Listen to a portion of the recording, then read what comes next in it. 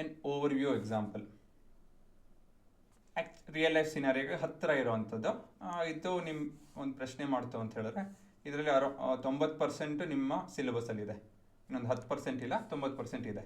ಇದು 10ನೇ ಕ್ಲಾಸ್ ಪ್ರಶ್ನೆ ಅಲ್ಲ, ಸೊ ಇದು ನೋಡಿ ಎದುರ್ಕೊಬೇಡಿ.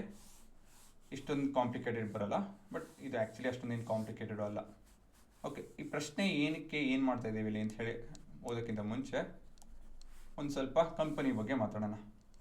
ಹುಡುಗರ, ಕಂಪನಿ ಅಂತ ಹೇಳಿದ್ಮೇಲೆ ಅದರಲ್ಲಿ ಫೈನಾನ್ಷಿಯಲ್, ಹ್ಯೂಮನ್ ಅಲ್ವಾ, ಟೈಮ್ ಫ್ಯಾಕ್ಟರ್ಸ್ ಇರುತ್ತೆ ಅಲ್ವಾ, ಇವೆಲ್ಲ ಅದ್ರ ಭಾಗ.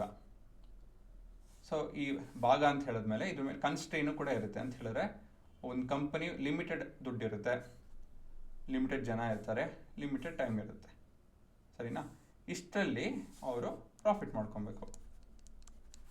ಬೆಸ್ಟ್ ಪಾಸಿಬಲ್ ಅಂದರೆ ಇದನ್ನೆಲ್ಲ ಉಪಯೋಗಿಸಿ ನಮ್ಮ ಬೆಸ್ಟ್ ಪಾಸಿಬಲ್ ಪ್ರಾಫಿಟ್ ಕಂಪನಿ ನೋಡುತ್ತೆ.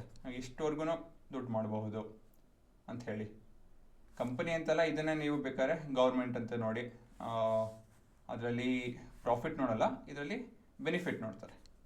ಆಯಿತಾ? ಅಕಸ್ಮಾತಾಗಿ ಇದು ಗೌರ್ಮೆಂಟ್ ಇಲ್ಲಾಂದರೆ NGO ಆ ಥರ ಆಯಿತು ಅಂತ ಹೇಳಿದ್ರೆ ಅದರಲ್ಲಿ ಮ್ಯಾಕ್ಸಿಮಮ್ ಬೆನಿಫಿಟ್, ಜನಕ್ಕೆ ಎಷ್ಟು ಬೆನಿಫಿಟ್ ಆಗುತ್ತೆ, ಹೇಗೆ ನಾನು ಉಪಯೋಗಿಸ್ಬೋದು ಅಂತ ಹೇಳಿ ನೋಡ್ತಾರೆ, ಸರಿನಾ? ಯಾವುದೋ ಒಂದು ರೋಡ್ ಕಟ್ಟೋದಿರುತ್ತೆ, 1-2 ಜಾಗದಲ್ಲಿ ಕಟ್ಬೋದು, ಬಟ್ ಯಾವ ಜಾಗದಲ್ಲಿ ಮೊದಲು ಕಟ್ಟಿದ್ರೆ ತುಂಬ ಜನಕ್ಕೆ ಉಪಯೋಗ ಆಗುತ್ತೆ ಅಂತ ಹೇಳಿ ಯೋಚನೆ ಮಾಡೋದು. ಏನು ಬೇಕಾದ್ರೂ ಆಗಿರ್ಬೋದು. ನಾನೊಂದೇನೋ ರ್ಯಾಂಡಮ್ ಎಕ್ಸಾಂಪಲ್ ಕೊಡ್ತಾ ಇದ್ದೇನೆ. ಈ IAS ಆಫೀಸರು, IPS ಅಲ್ಲ, ಆಫೀಸರ್ಸು ಡಿಸಿಷನ್ ತೊಗೊಬೇಕು ಅಂತ ಹೇಳಿದ್ರೆ, ಮಿನಿಸ್ಟರ್ಸ್ಗೂ ಡಿಸಿಷನ್ ತೊಗೊಬೇಕು ಅಂತ ಹೇಳಿದ್ರೆ ಇದನ್ನೆಲ್ಲ ಉಪಯೋಗ ಬರುತ್ತೆ. ಸೊ ಕಂಪನಿಯಿಂದ ಹಿಡಿದು ಗೌರ್ಮೆಂಟ್ವರೆಗೂ, ಇಂಡಿವಿಜುವಲು ಕೂಡ, ಒಬ್ಬ ವ್ಯಕ್ತಿ ಕೂಡ ಈ ಥರ ಸಿನಾರಿಯೋ ಇತ್ತು ಅಂತ ಹೇಳಿದ್ರೆ ಈ ಥರ ಒಂದು ಮ್ಯಾಥ್ಸ್ ಉಪಯೋಗಿಸ್ಕೊಂಡು ಒಂದು ಕನ್ಕ್ಲೂಷನ್ ಬರ್ಬೋದು. ಹೇಗೆ ಏನು ಅಂತ ಹೇಳಿ ಇಲ್ಲೊಂದು ಎಕ್ಸಾಂಪಲ್ ನೋಡೋಣ. ಸೊ ಸೊಲ್ಯೂಷನ್, ಆಯಿತಾ? ಇದೊಂದು ಬ್ರೀಫ್, ಓಕೆ, ಇದು ಒಂದು ಬ್ರೀಫ್ ಓವರ್ ವ್ಯೂ ಇದ್ದಂಗೆ ಇದು ನೋಡ್ತಾ ಇದ್ದೀವಿ. Manufacturing company makes 2 products, 2 product ಮಾಡುತ್ತಂತೆ, 1 2 A and B. ಸೊ ಇದು ಒಂದು A ಅಂತ ಹೇಳಿ, ಮತ್ತೊಂದು B,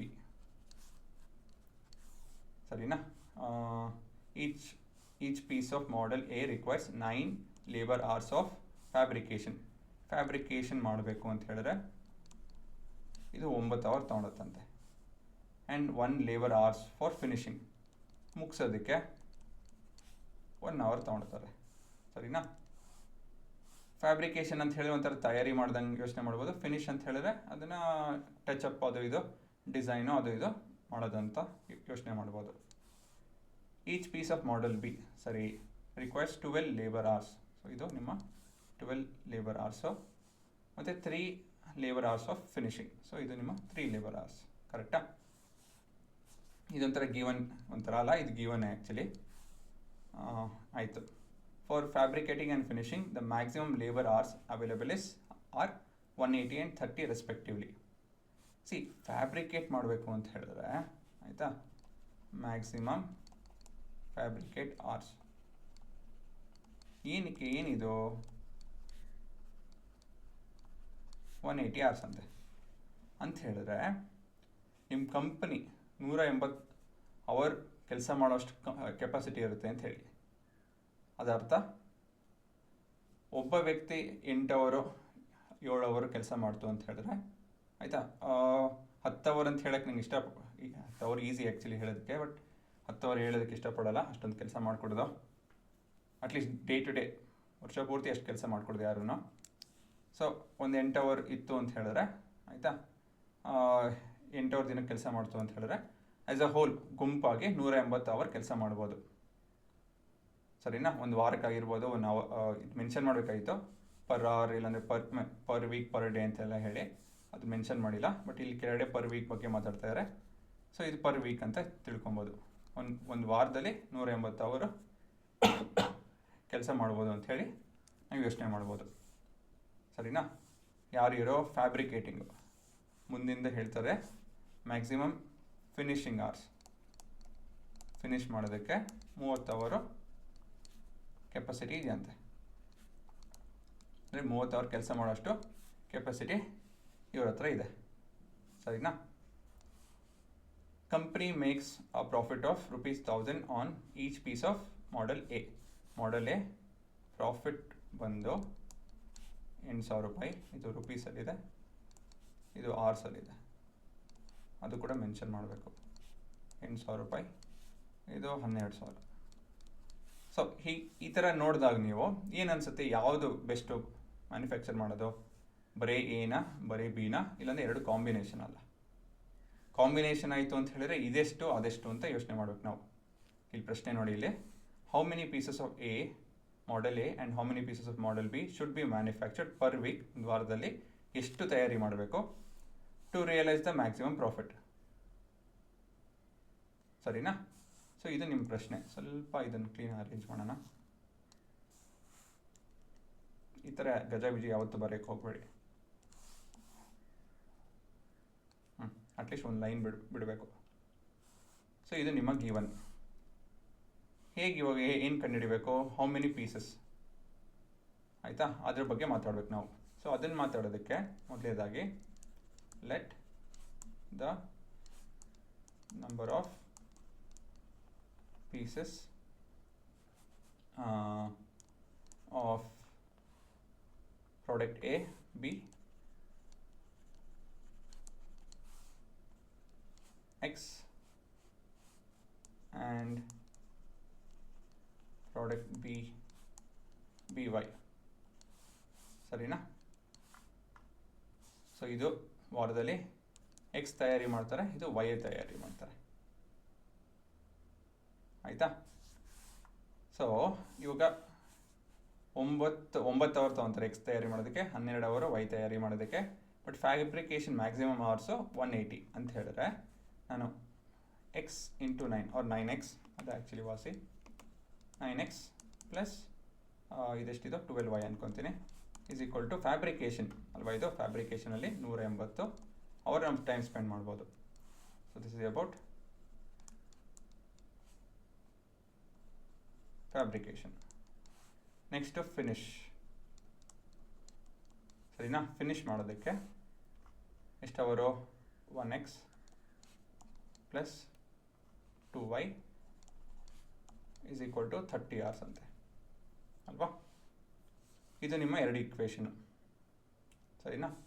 ಆ್ಯಕ್ಚುಲಿ ಇಲ್ಲಿ ಈಕ್ವಲ್ಸ್ ಟು ಬರೋಲ್ಲ, ಇನ್ಈಕ್ವಾಲಿಟಿ ಬರುತ್ತೆ ಅಂತ ಹೇಳಿದ್ರೆ ಇದಕ್ಕಿಂತ ಕಮ್ಮಿ ನಾವು ಉಪಯೋಗಿಸ್ಬೇಕು ಅಂತ ಹೇಳಿ. 180 180 ಅವರ್ ಉಪಯೋಗಿಸ್ಬೇಕು ಅಂತ ಏನು ಲೆಕ್ಕ ಇದು ಬರೋಲ್ಲ, ಕಂಡೀಷನ್ ಇಲ್ಲ.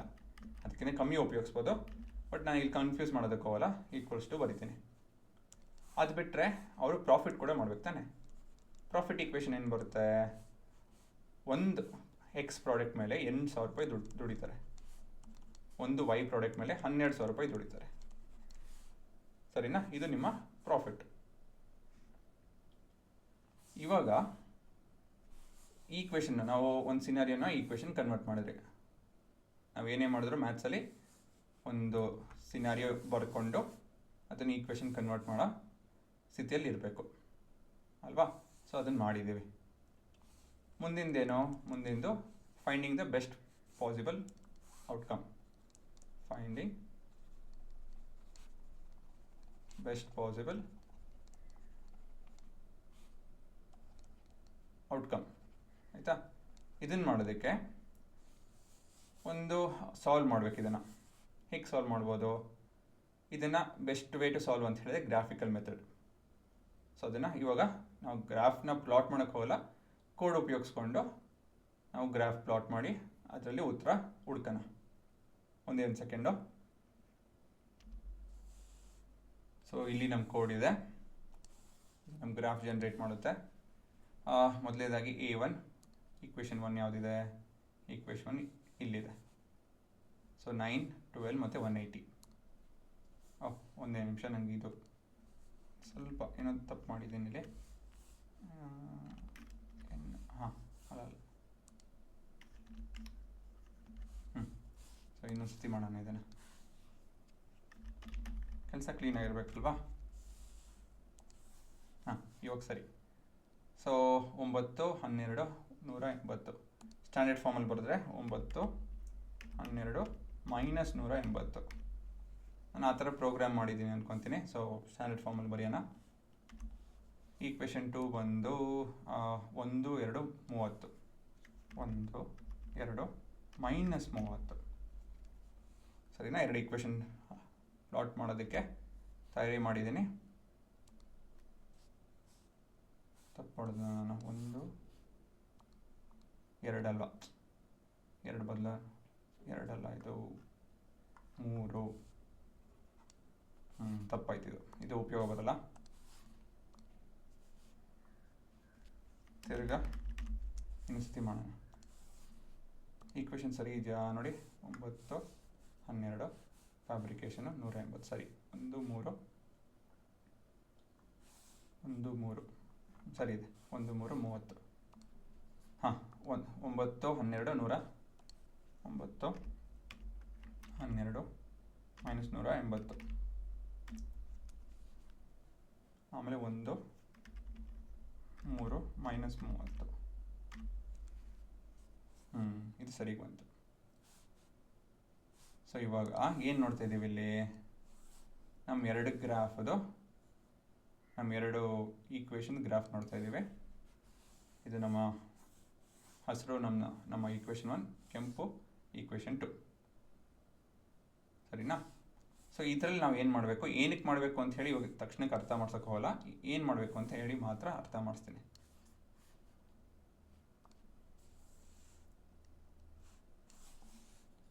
ಇದರಲ್ಲಿ ನಾವು ಏನಂತ ಹೇಳಿದ್ರೆ ಅದೊಂದು ಕಂಡೀಷನ್ ಬರುತ್ತೆ. ಏನಂತ ಹೇಳಿದ್ರೆ ಇದು ಇಲ್ಲಿ ಮಾತ್ರ, ಈ ಜಾಗ ಇದೆಯಲ್ಲ ಇದರಲ್ಲಿ ಮಾತ್ರ ನಾವು ಸಾಲ್ವ್ ಮಾಡಬೇಕು ಅಂತ ಹೇಳಿ. ಏನಕ್ಕೆ ಅಂತ ಎಲ್ಲ ಹೇಳಿ ತಕ್ಷಣಕ್ಕೆ ಬೇಡ. ಸೊ ನಮ್ಗೆ ಯಾವ್ಯಾವ ಪಾಯಿಂಟ್ ಇಂಪಾರ್ಟೆಂಟು ಅಂತ ಹೇಳಿದ್ರೆ ಇದು ಮತ್ತು ಇದು. ಸೊ ಈ 3 ಪಾಯಿಂಟ್ ಇಂಪಾರ್ಟೆಂಟು. ಈ ಪಾಯಿಂಟ್ ಬಂದು ಎಷ್ಟಿದೆ ಹೇಳಿ? 10, 0ನಾ ಇಲ್ಲಾಂದರೆ 0, 10? ಇದು 0, 10. ವೈ ಆಕ್ಸಿಸಲ್ಲಿ ಎಕ್ಸ್ ಕಾಂಪೊನೆಂಟ್ 0 ಇರುತ್ತೆ. ಇದು 20, 0ನಾ 0, 20? ಇದು 20, 0. ವೈ ಕಾಂಪೊನೆಂಟ್ ಇಲ್ಲಿ 0 ಇರುತ್ತೆ, ಇಲ್ಲಿ ಎಕ್ಸ್ ಕಾಂಪೊನೆಂಟ್ 0 ಇರುತ್ತೆ ಅಲ್ವಾ? ಮತ್ತು ಈ ಪಾಯಿಂಟು ಝೂಮ್ ಮಾಡಿದ್ರೆ ಗೊತ್ತಾಗುತ್ತೆ. ಮತ್ತೊಂದು ರೀತಿಯಲ್ಲಿ ಗೊತ್ತಾಗುತ್ತೆ ನನಗೆ. ಇಲ್ಲಿ ಸಾಲ್ವ್ ಮಾಡಿ ಸಿಗುತ್ತೆ ನನಗೆ ಅದು. ಸೊ 12 6. ನಿಮ್ಮ ಸಿಲೆಬಸ್ಸಲ್ಲಿ ಇದನ್ನು ಕಂಡುಹಿಡಿಯೋದು ಸಿಲೆಬಸ್ಸಲ್ಲಿರೋದು.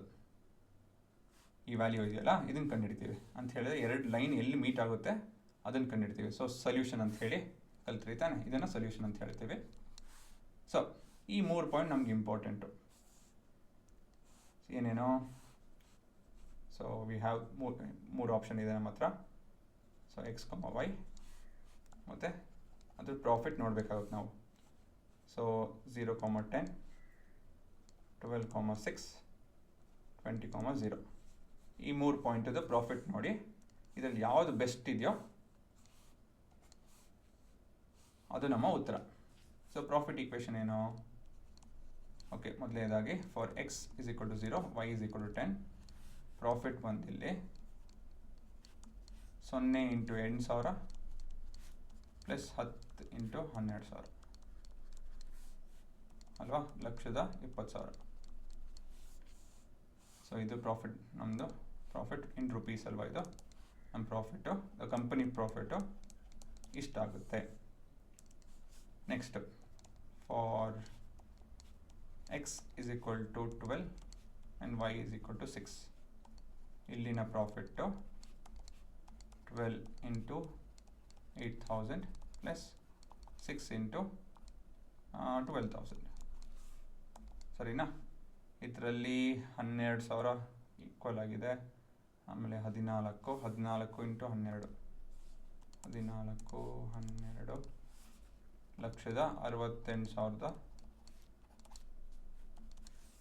1,68,000. ಇದು ನಮ್ಮ ಪ್ರಾಫಿಟ್ಟು. ಮತ್ತು 20,000 ತೊಗೊಂಡ್ರೆ ಏನು ಬರುತ್ತೆ ನೀವೇ ಹೇಳಿ? For x is equal 20, y is equal to 0,